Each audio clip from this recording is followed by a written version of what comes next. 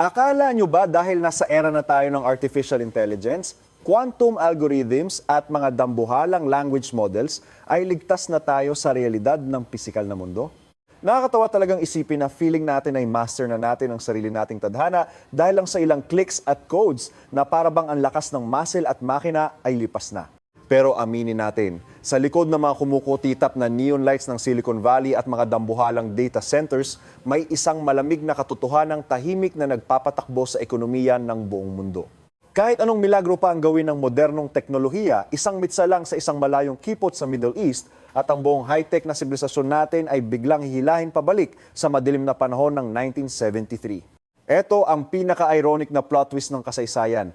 Proud tayo sa paggawa ng mga artificial brains pero nanginginig pa rin ang tuhod natin sa harap ng malapot at itim na likidong milyon-milyong taon nang nakabaon sa lupa. Ang langis ay hindi lang basta gasolina. Ito ang dugo ng sibilisasyon, ang ultimate power na kayang baliin kahit ang pinaka-perfect na mathematical economic models.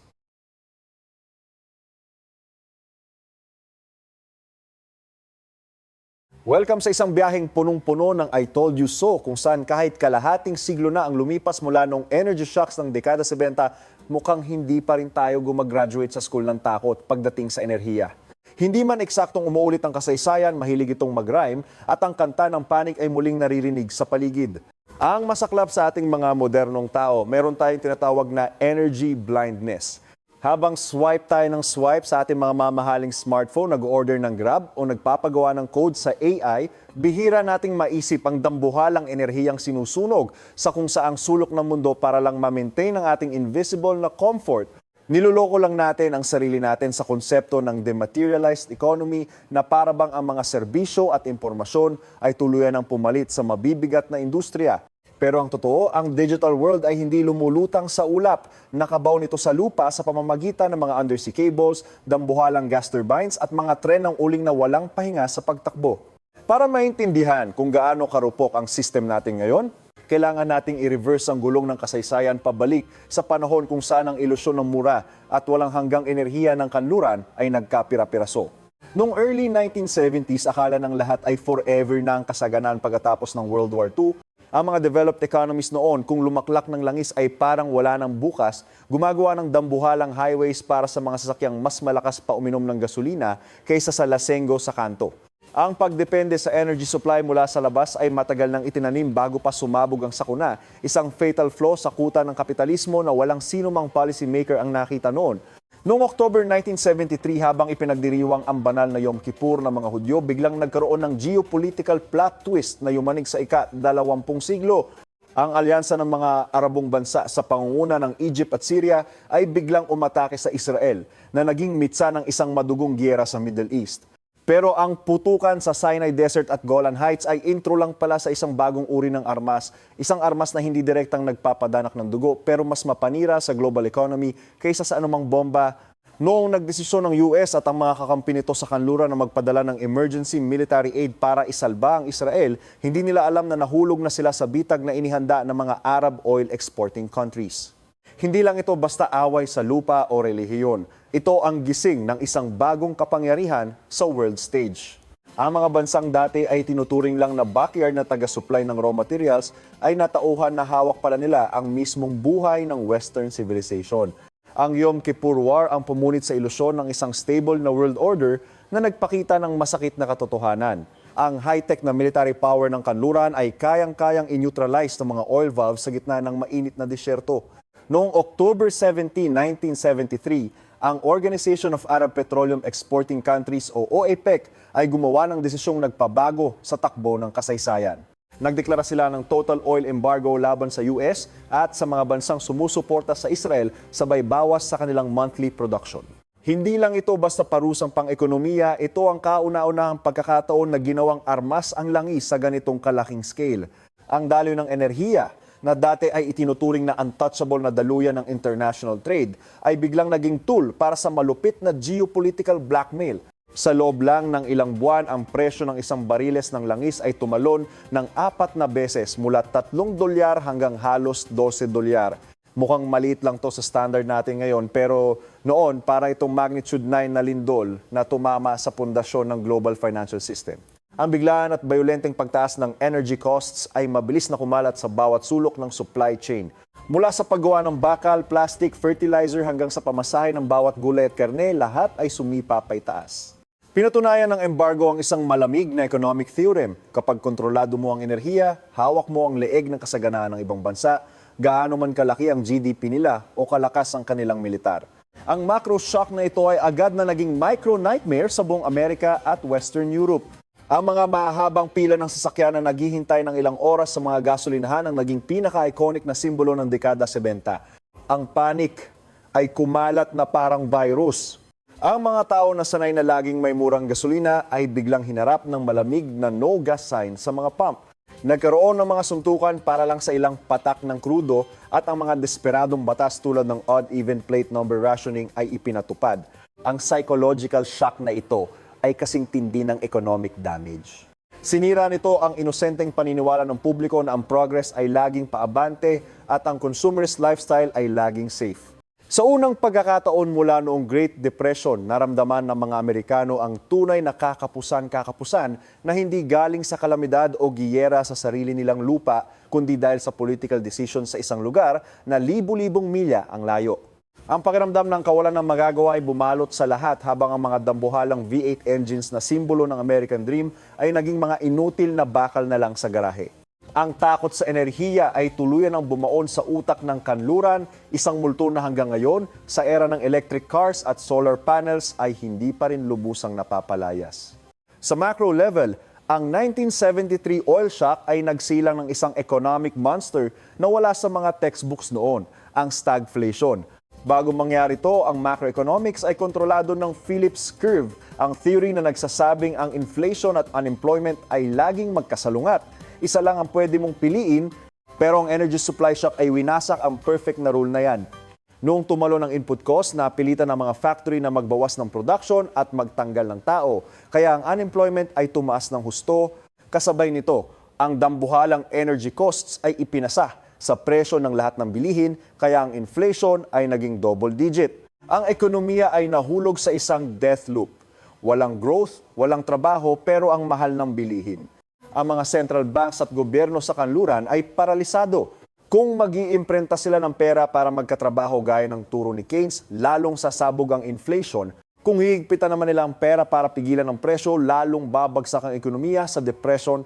Ang stagflation ay hindi lang basta economic phenomenon. Ito ang death sentence sa kayabangan ng mga post-war economists na nagpapatunay na kapag ang daloy ng enerhiya ay sinakal, lahat ng mathematical models ay nagiging basura. Ang desperasyon sa merkado ay mabilis na naging panic sa loob ng gobyerno. Si President Richard Nixon, na problemado na nga sa Watergate scandal at economic disaster, ay naglabas ng mga pabalat-bungang polisiya. Inanunsyo ang Project Independence na may ambisyosong goal na gawing energy independent ang US bago matapos ang dekada, isang pangarap na hanggang ngayon ay drawing pa rin. Nagpatupad ng maigpit na price at wage controls pero lalo lang nitong pinalala ang kakapusan at gumawa pa ng mga black market. Napilitan ng federal government na magpasa ng batas na naglilimita sa speed limit sa 55 miles per hour para lang makatipid ng bawat patak ng krudo, isang malinaw na simbolo ng isang superpower na napaluhod. Ang mga media campaign na nananawagan sa mga tao na patayin ang ilaw at hinaan ng heater sa gitna ng taglamig ay naglipa na. Hindi rin nakaligtas ang Europe, maraming bansa ang nagbawal magmaneho tuwing linggo, ang mga karera ng sasakyan ay kinansela at ang mga kalsada ay naging parang ghost town. Ang mga watak-watak na reaksyong ito ay naglantad sa isang malalim na structural flaw. Ang Western capitalist system ay itinayo sa assumption na ang enerhiya ay walang hanggan at noong gumuo ang assumption na yan, wala silang tunay na plan B kundi ang magpanik at maglabas ng mga rigid na utos. Pero habang ang kanluran ay namimilipit sa sakit ng inflation at stagnation, isang dambuhalang paglipat ng yaman ang tahimik na nangyayari. Daan-daang bilyong dolyar na dati ay napupunta sa mga Western industrial giants ay biglang bumuo sa mga kaban ng yaman ng mga desert kingdoms sa Gulf. Ang dambuhalang perang ito na binasagang petrodollars ay tuluyang nagbago sa hitsura ng global finance. Ang mga oil exporting countries na biglang nagkaroon ng kayamanang hindi kayang ubusin ng kanilang simpleng ekonomiya ay naghanap ng safe haven para palaguin ang pera nila. At ang nakakatawa, Ang tanging lugar na may sapat na lalim para saluhin ang baha ng perang ito ay ang mga Western commercial banks at ang US Treasury bond market.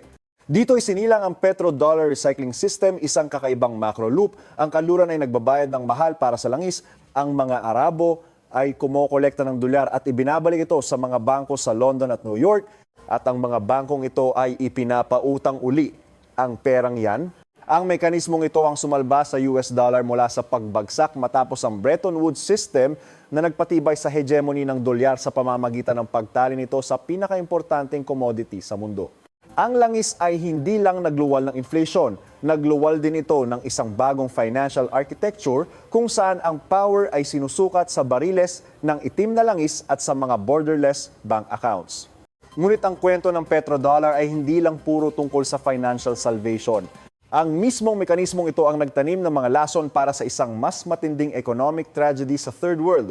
Ang mga Western banks na punong-puno ng cash mula sa mga Arab deposits ay naghanap ng mga bagong market na mapapautangan ng murang interes. Ang paborito nila silang kliyente noon ay ang mga developing nations sa Latin America, Asia at Africa, kasama na ang mga ekonomiya tulad ng Pilipinas. Ang mga bansang ito, nabugbog na sa mahal na import ng langis, ay tuwang-tuwang kumagat sa murang pautang para punan ang kanilang budget deficits at pondohan ang mga ambisyosong industrialization projects. Isang perfect na debt trap ang nailatag. Nangutang sila sa dolyar, naniniwalang ang economic growth at export ng raw materials ay sapat na para makabayad. Pero hindi nila alam na nasa dulo sila ng isang malupit na domino effect.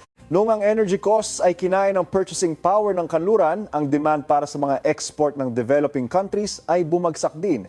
Habang binabayaran ng mahal na bill sa langis at pasa ng bundok ng utang sa dolyar, ang mga pinakamahirap na bansa sa mundo ay naging mga tahimik at tragikong biktima ng energy war na idinirect ng mga superpowers.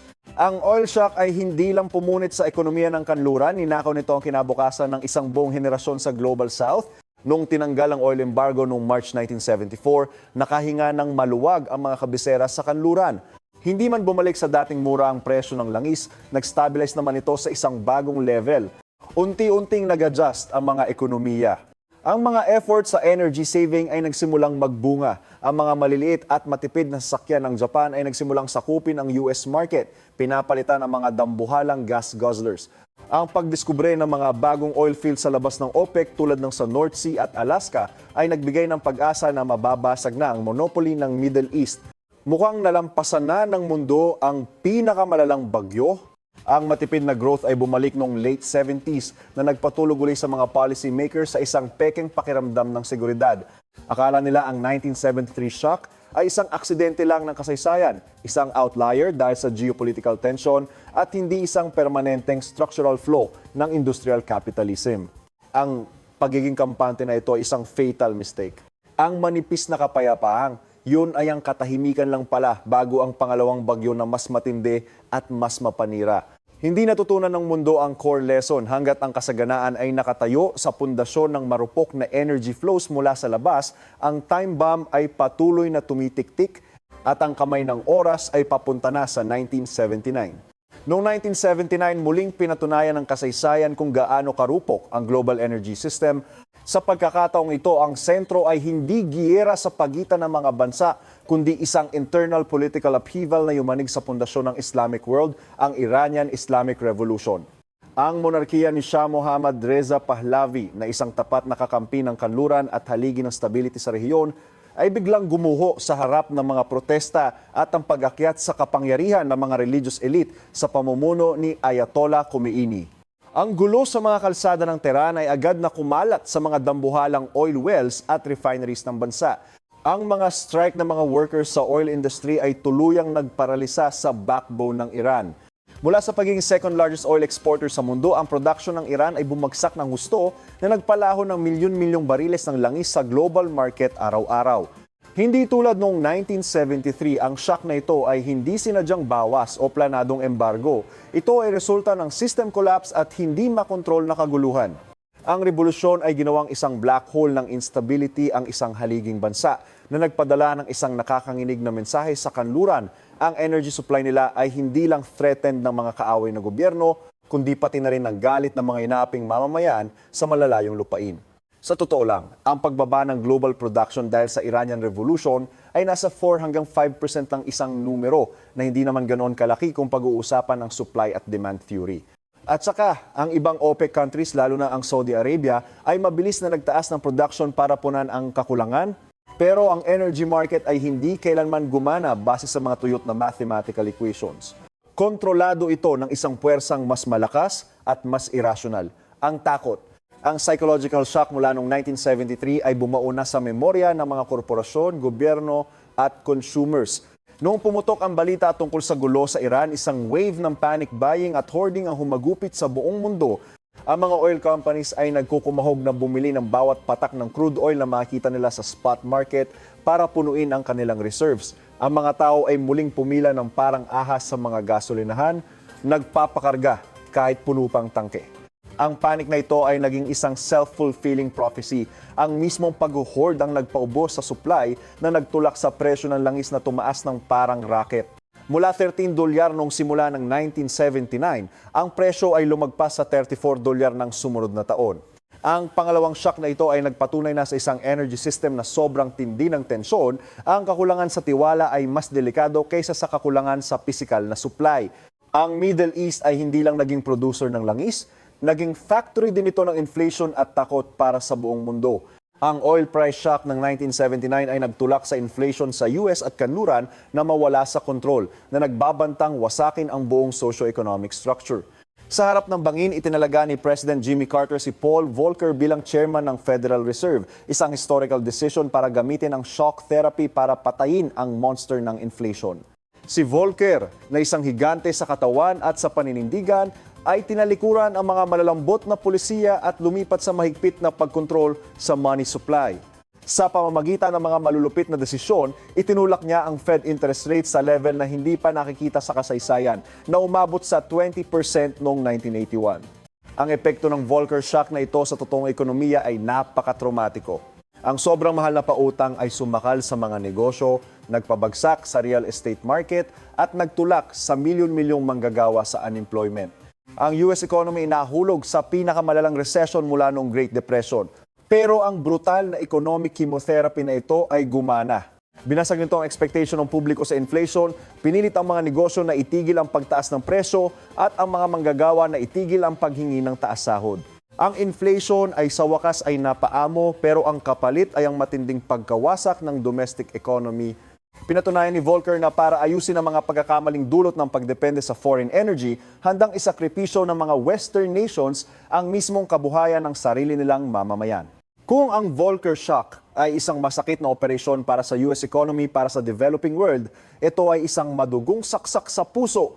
Alalahanin ang mga dambuhalang utang sa dolyar na kinuha ng mga bansa sa Latin America at Asia, kabilang ang Pilipinas, noong panahon ng petrodollar sa dekada 70. Ngayon, ang bitag ay tuluyan ng sumara.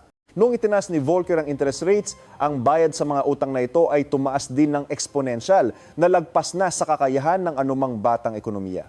Kasabay nito, ang global recession na dulot ng high interest rates ay nagpabagsak sa demand para sa mga commodities at raw materials na siyang pangunahing source ng dollar income ng mga bansang ito. Isang perfect storm ang nabuo, lumulobong utang, tuyot na kita at ang international capital na biglang tumakbo pabalik sa safe haven sa Amerika. Noong August 1982, nagdeklara ang Mexico ng default na naging mitsa ng isang malalang debt crisis na humagupit sa Latin America at kumalat sa Global South. Ang dekada 80 ay binansagang the lost decade para sa developing world. Milyon-milyong tao ang bumalik sa kahirapan. Ang mga health at education programs ay malupit na tinapyasan para ng pambayad sa mga Western creditors. Inilantad ng kasaysayan ang isang malupit na katotohanan sa chessboard ng energy geopolitics at macrofinance. Ang mga developing countries ay laging mga pawn na isinasakripisyo na siyang pumapasa ng pinakamatinding epekto ng mga desisyong ginagawa sa Washington o Riyadh. Matapos ang dalawang nakakanginig na shocks, ang global economy ay napilitang sumailalim sa isang structural overhaul para mabuhay. Ang sakit ay nagluwal ng mga revolutionary changes. Ang energy efficiency mula sa pagiging luxury ay naging survival mandate. Ang mga mahigpit na fuel standard laws ay ipinatupad na nagpuwersa sa mga Detroit car makers na liitan ang mga makina at matuto sa technology ng mga Japanese rivals. Sa industriya, ang mga dambuhalang hurnong malakas lumaklak ng langis ay pinalitan ng mga optimized thermal processes. Ang arkitektura ay nagbago gamit ang mas magandang insulation at smart designs. Kasabay ng pagbaba ng demand, ang energy supply map ay muling iginuhit. Ang higpit ng OPEC ay lumuwag noong ang dambuhalang investments ay bumuho sa paghukay sa mga bagyong dagat ng North Sea, sa nagyayelong Alaska at sa mga offshore wells ng Gulf of Mexico. Ang mga non-OPEC oil fields na ito, kahit mas mahal ang extraction, ay nagbigay ng isang priceless na bagay, relative political independence. Ang energy intensity ng global economy, ang dami ng enerhiyang kailangan para makagawa ng isang unit ng GDP ay nagsimulang bumaba sa mahabang panahon. Mukhang natututo na ang sangkatauhan na i-rehab ang sarili mula sa nakakamatay na itim na likidong yun. Ang mga economic theorists ay nagsimulang managinip ng isang bagong era kung saan ang growth ay hindi na nangangahulugang pagsunog ng mas maraming fossil fuels. Pero ang ilusyon ng tuluyang paghiwalay sa langis ay mabilis na sinampal ng realidad. Kahit anong gawing diversification, ang basic physics at chemistry ay hindi pwedeng dayain. Ang langis pa rin ang energy source na may pinakamataas na density, pinakamadaling i-transport at pinaka-flexible na ibinigay ng kalikasan. Ang butas na naiwan ng pagbawas ng langis sa kuryente at mabigat na industriya ay mabilis na napuno ng pagsabog ng transportasyon at petrochemicals. Noong bumilis ang globalization sa mga sumunod na dekada, libo-libong dambuhalang cargo ships at milyon-milyong jet planes ang humabi ng isang masalimuot na trade network na lahat ay tumatakbo sa fuel na galing sa langis. At ang pinaka-ironic, ang mga pinakamura, pinakamadaling hukayin at pinakasaganang oil fields ay nananatili pa ring nakabaon sa ilalim ng buhangin ng Middle East. Ang rehiyong ito, na may mga masalimot na away sa relihiyon, etniko at geopolitics, ay nagpatibay sa posisyon nito hindi lang bilang energy hub, kundi bilang isang permanenteng global inflation factory. Tuwing may puputok na gyera sa Gulf, may barkong aatakehin sa Strait of Hormuz, o may refinery na tatargetin ng drone, ang tibok ng inflation ay agad na kumakalat sa buong planeta na yumayanig sa stock markets mula Wall Street hanggang Tokyo at sumasaid sa bulsa ng mga consumers mula London hanggang Manila. Ang multo ng 1973 ay hindi kailanman namatay, nagtago lang ito sa dilim, naghihintay ng pagkakataong muling magpakita. Pagpasok sa ikatlong dekada ng ika-21 siglo, akala natin ay sobrang advance na natin kumpara sa simpleng industrial era ng dekada 70. Nabubuhay tayo sa era ng polycrisis kung saan ang mga shocks ng pandemic, supply chain disruptions, gera sa Eastern Europe at ang pagsikat ng AI ay nagkabuhol-buhol sa isang masalimuot na gulo. Sa labas, ang modernong digital economy ay mukhang immune sa mga maduming daloy ng langis. Ang mga trillion-dollar tech giants na nagdodomina sa stock market ay hindi gumagawa ng pisikal na gamit. Gumagawa sila ng data, algorithms at attention. Ang mga skyscrapers na gawa sa salamin at bakal sa mga financial centers ay mukhang tumatakbo sa invisible na commands sa halip na init ng boiler.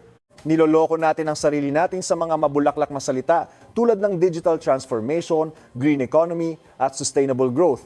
Pero kung hahawiin mo ang digital curtain na yan, magugulat ka na ang modernong ekonomiya ay kumukonsumo pala ng dambuhala at mas masalimot na enerhiya kaysa noong panahon ng mga V8 muscle cars. Ang pagdepende ay hindi nawala, nag-transform lang ito mula sa pisikal na anyo patungo sa mga mas malalim, mas tuso at dahil dito, mas delikadong anyo kapag nagkaroon ng breakdown. Tingnan natin ang puso ng kasalukuyang tech revolution, ang artificial intelligence. Ang mga dambuhalang language models na kayang sumulat ng tula, mag-program at mag-isip na parang tao ay hindi lang basta lumabas sa hangin. Sila ay hinasa sa loob ng mga dambuhalang data centers, mga kuta ng semento na umaabot ng ilang ektarya na puno ng daan-daang libong graphics processing units na walang tigil sa pagtakbo araw at gabi. Ang pag-train ng isang advanced AI model ay kumakain ng kuryenteng katumbas ng konsumo ng isang buong maliit na bayan sa loob ng maraming taon. At kapag bilyon-bilyong tao na ang nagtatanong sa AI araw-araw, ang kuryenteng kailangan para sa inference na ito ay lalong sumisipa ng exponential. Ang kailangan para palamigin ang mga dambuhalang server systems na ito ay umuubos din ng napakaraming tubig at enerhiya. Sa likod ng bawat matalinong sagot ng ChatGPT ay may mga toneladang uling na sinusunog, milyon-milyong cubic meters ng natural gas na kinokonsumo at dambuhalang kuryenteng dumadaloy sa grid. Ang cloud ay hindi magaan at hindi lumulutang. Ito ay isang super heavy physical entity, ang pinakamatakaw na energy-eating machine na ginawa ng tao. Ipinagpapalit natin ang fossil fuels para sa computing power at sa prosesong ito, hindi natin sinasadyang itinali ang tadhana ng ating knowledge economy sa stability ng mga gas pipelines at coal mines. Hindi lang ang virtual world, kundi pati ang pisikal na mundo ng globalized economy ay hindi kailanman nakatakas sa anino ng langis. Ang just-in-time production model na ipinagmamalaki ng modern supply chain management ay nakadepende ng husto sa walang tigil at murang logistics network. Milyon-milyong containers ng gamit ang gumagalaw mula sa mga factory sa Asia papunta sa mga shelves sa Europe at Amerika araw-araw. Lahat ay nakasakay sa likod ng mga super cargo ships na tumatakbo sa bunker oil, ang pinakamadumi at pinakamalapot na fuel mula sa crude oil. Kahit anong iPhone yan, kahit anong fast fashion na damit o kahit anong electronic component, may kasama yung dambuhalang hidden oil sa anyo ng shipping cost at petrochemical materials para sa plastic casing nito. Kapag ang presyo ng transport fuel ay tumaas o kapag ang isang main shipping route ay hinarangan, ang domino effect ay magpaparalisa sa buong production system. Magkukulang ng pyesa ang mga factory, mababakante ang mga shelves sa supermarket at ang inflation ay sasabog hindi dahil sa demand kundi dahil sa brutal na pagkaputol ng physical na supply chain. Ang langis ang lubricant na nagpapanatili sa maayos na takbo ng global machine at kapag ang lubricant na yan ay naubos o naging sobrang mahal, ang makina ay agad na titirik at maglalabas ng nakakangilong tunog ng breakdown. Ang komplikasyon ng modernong energy risk ay hindi lang humihinto sa langis. Ang natural gas at kuryente ay naging mga bagong vector ng krisis na kasing delikado at kasing hirap hulaan. Kung ang langis ay ang dugo ng transportasyon, ang natural gas naman ay ang hininga ng heavy industry at ang pinakaimportanteng source ng baseload power para sa maraming developed economies. Ang energy crisis sa Europe noong 2022, noong pinutol ang daloy ng gas mula sa Russia, ay nagpatunay sa lupit ng energy weaponization sa ika-21 siglo. Walang mahabang pila ng sasakyan tulad noong 1973, pero ang sakuna ay nagpakita sa anyo ng mga electric bills na tumaas ng 10 beses, mga factory ng aluminum at fertilizer na nagsara dahil hindi kaya ang gastos, at ang banta ng malawakang blackout sa gitna ng taglamig. Ang modernong power grid na puno ng mga intermittent renewable sources tulad ng wind at solar ay naging sobrang rupok sa harap ng mga shock sa backup gas supply. Ang isang sira sa undersea pipeline o isang cyber attack sa National Power Dispatch System ay kayang ibalik ang isang modernong lungsod sa Stone Age sa isang iglap na papatayin ng lahat mula sa bangko, telecommunications hanggang sa ospital. Ang energy crisis ngayon ay hindi na lang kwento sa gasolinahan. Ito ay ang pagbagsak ng buong ecosystem ng technological civilization. At kung huhukayin pa natin ng mas malalim ang core ng AI economy, tatama tayo sa semiconductor industry, ang gumagawa ng mga pinaka-sophisticated na silicon chips, ang utak ng lahat ng modernong gadgets. Ang proseso ng extreme ultraviolet lithography para gumawa ng mga transistors na kasing liit ng ilang nanometers ay isa sa mga pinaka-energy intensive na production processes na naimbento ng tao. Ang mga dambuhalang chip foundry sa Taiwan o South Korea ay kumukonsumo ng kuryenteng katumbas ng isang maliit na bansa. Kailangan nila ng sobrang stable na kuryente, bawal ang kurap kahit 1 millisecond, kasama ang milyon-milyong galon ng ultra-pure water araw-araw. Kahit anong maliit na power outage ay kayang sumira sa isang buong batch ng chips na ginagawa na nagre-resulta sa bilyon-milyong dolyar na lugi at pagkaputol ng global tech supply chain. Ang semiconductor industry, ang simbolo ng dematerialized knowledge economy, ay nakatali pala sa pinakamatinding physical limits ng power generation at transmission. Ang isang energy shock sa East Asia ay hindi lang magpapatas ng presyo ng gasolina sa US. Ititigil nito ang paggawa ng iPhones, AI servers, medical equipment at advanced weapon systems sa buong mundo. Ang death link na ito ay gumagawa sa kasalukuyang systemic risk na mas malaki ng maraming beses kaysa noong panahon ng Yom Kippur War. Ang geopolitical picture na nagbabantay sa mga masalimuot na energy flows na ito ay yumayanig din ng husto. Noong dekada 70, ang banta ay galing lang sa manipulation ng supply sa mga wells ng OPEC. Ngayon, ang Geopolitics 2.0 ay nakatutok sa mga makitid at marupok na choke point sa dagat. Ang Strait of Hormuz, kung saan dumadaan ang 1,005 ng langis sa mundo, ang Strait of Malacca ang lalamunan ng mga ekonomiya sa East Asia, at ang South China Sea, ang pinaka-busy na daluyan ng tubig sa planeta, lahat ay nasa gitna ng awayan ng mga superpowers. Ang isang naval blockade, isang local armed conflict, o kahit ang paglitaw ng mga non-state actors na gumagamit ng murang missiles at drones para atakihin ang mga cargo ships ay may kakayahang i-freeze ang global energy lifeline. Higit pa rito, ang Maritime Security Order na ginagarantiyan ng US Navy sa loob ng maraming dekada ay nagpapakita na ng lamat dahil sa pag-usbong ng mga karibal na bansa at pagbabago sa priorities ng Amerika. Kapag ang global police ay umatras o na-distract ang mga sea routes para sa langis, liquefied gas at essential minerals, ay nagiging mas vulnerable. Ang kombinasyon ng isang supply network na umaabot ng libu-libong milya at mga makitid na geopolitical choke points ay gumagawa ng isang dambuhalang powder keg, naghihintay lang ng isang maliit na mitsa para pasabugin ang buong world economic system. Sa harap ng mga panganib na ito, ang global elite ay naglabas ng isang pampakalma na tinatawag na energy transition. Ang kwento nila sa pamamagitan ng pag-electrify sa lahat ng bagay at paggamit ng solar at wind energy, tuluyan na nating puputulin ang pusod na nagtatali sa ekonomiya, sa fossil fuels at sa mga bansang gumagawa nito. Ang ilusyon ng decoupling na ito ang nagpapatakbo sa mga macroeconomic policies na nagkakahalaga ng trilyon-milyong dolyar. Pero ang physical reality ay may ibang kwento. Ang paggawa ng isang dambuhalang solar panel, isang wind turbine na kasing taas ng building o isang battery system para sa EV ay nangangailangan ng dambuhalang fossil fuel sa proseso ng pagmimina, pag-refine ng metal, paggawa ng materyales at transportasyon. Sinusunog natin ang uling at gas sa kasalukuyan sa pag-asang makatipid tayo sa hinaharap.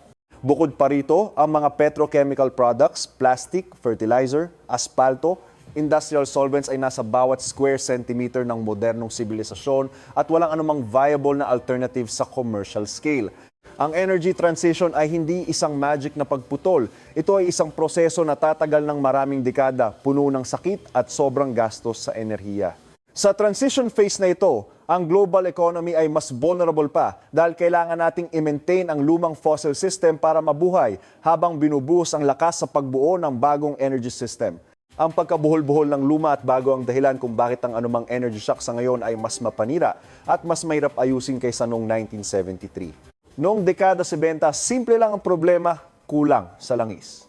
Ang solusyon ay linear din, maghanap ng bagong oil fields, magtipid at itaas ang interest rates para patayin ang inflation.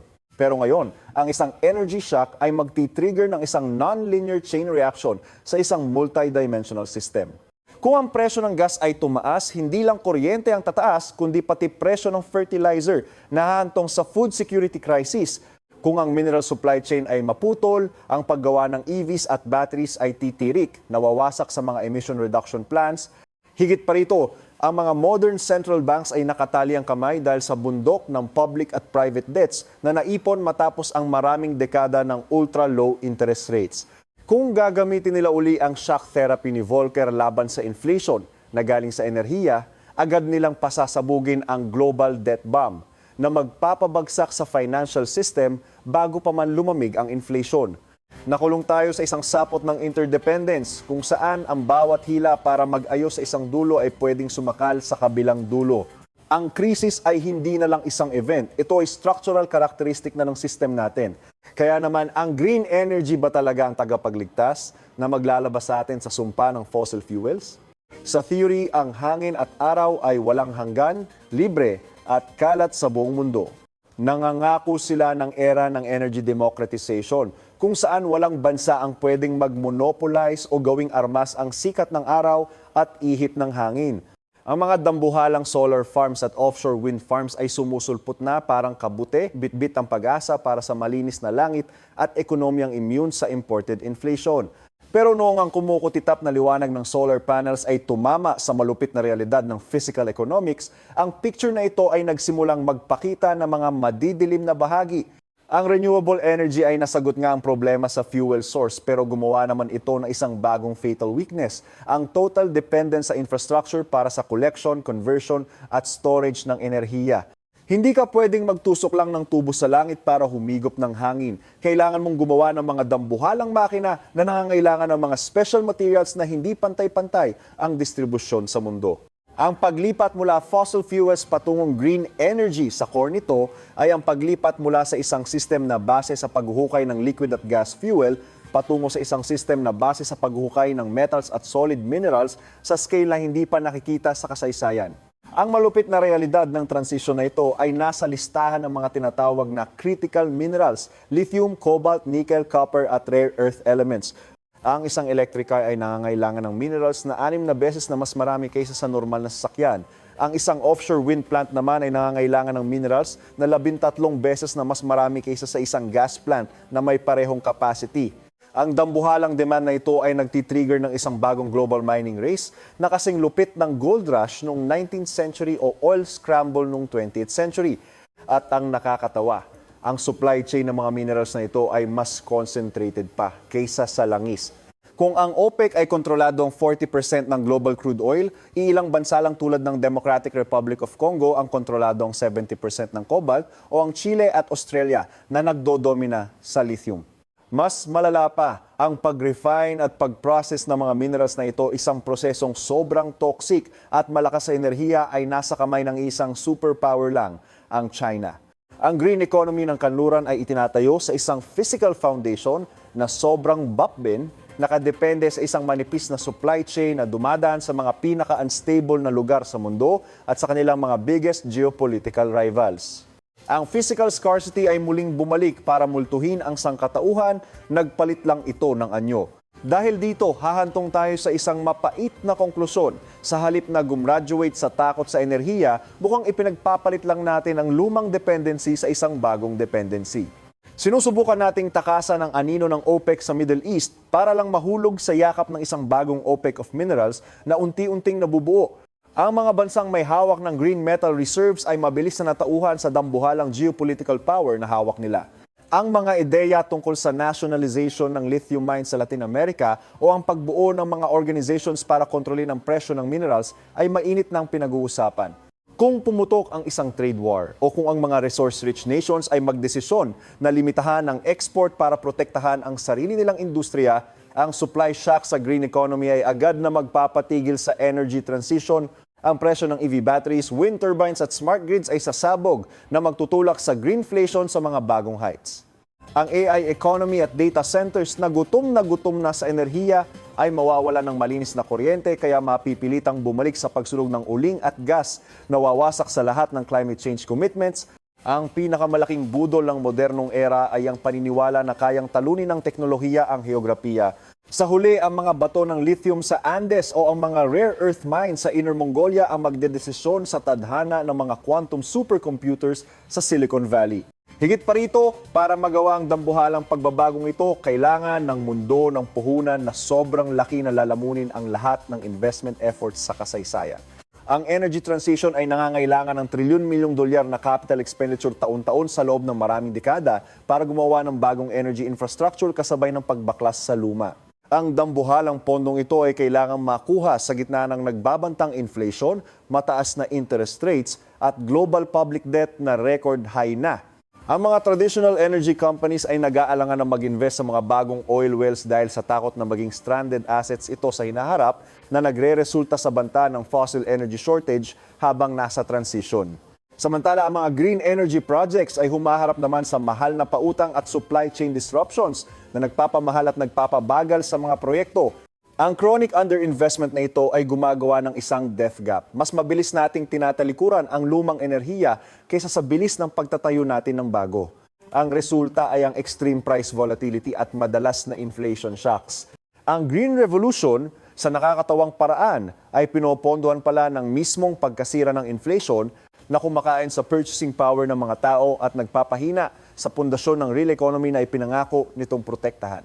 At gaya ng malupit na batas ng kasaysayan, ang mga taong kailangang magbayad ng pinakamahal para sa kaguluhang ito ay ang mga developing countries sa Global South. Mukhang umuulit ang malungkot na kanta ng dekada 70 at 80. Ang mga mahihirap na bansa na walang core technology at dambuhalang financial resources ay pinipilit na sumali sa mahal na green energy race na idinidikta ng mayayamang bansa. Pinarurusahan sila ng mga carbon tax barriers kung itutuloy nila ang paggamit ng murang fossil fuels para mag-industrialize, pero wala naman silang pambili ng mahal na green tech ng kanluran. Kasabay nito, sila naman ang nagiging bilihan ng murang minerals at tagasalo ng lahat ng polusyon sa kapaligiran para lang mag-supply ng materyales sa mga battery factories ng developed countries. Isang bagong debt trap ang nabubuo sa pagkakataong ito hindi sa pangalan ng petrodollar kundi sa mga green finance loans na may kasamang mabibigat na kondisyon. Ang mga marupok na ekonomiya mula Southeast Asia hanggang Africa ay muling natauhan na sa laro ng global energy. Ang rules ay laging isinusulat ng mga may hawak ng capital at technology at ang presyo ng transition ay madalas na ang pagsakripisyo ng sariling economic sovereignty at pagkakataon ng mga susunod na henerasyon. Titingnan natin ang kalahating siglo mula nung lumitaw ang mga mahabang pila ng sasakyan sa Amerika noong 1973, kailangan nating aminin ang isang simpleng katotohanan. Kahit gaano pa katindi ang advance ng science at technology, mula internet hanggang AI, hindi pa rin talaga tayo gumraduate sa school ng energy fear. Ang kasaysayan ng modernong ekonomiya ay kasaysayan ng mga desperadong pagtatangka na takasan ang laws of thermodynamics pero laging bigo. Ang 1973 shock ay paalala sa limitasyon ng resources. Ang 1979 shock ay patunay sa lakas ng psychological panic. At ngayon, sa era ng polycrisis at energy transition, naharap tayo sa isang mas tuso na krisis kung saan ang dependency ay hindi nawala kundi nagpalit lang ng anyo mula langis patungong minerals, mula sa mga itim na bariles patungo sa mga masalimuot na power grids. Ang tanong ay hindi kung ang energy transition ba ang daan palabas, kundi kung may tapang ba tayong aminin na walang technological solution na makapagbigay ng absolute independence. Ang kasaganaan natin ay laging hiram lang sa kalikasan at nakatali sa heograpiya. Hanggat itinatayo natin ang ating sibilisasyon sa pundasyon ng walang hanggang energy consumption, ang multo ng dekada 70 ay laging nakabantay, handang hilahin tayo pabalik sa malamig na lupa para ipaalala sa atin na sa unibersong ito, ang enerhiya ang tanging ultimate power.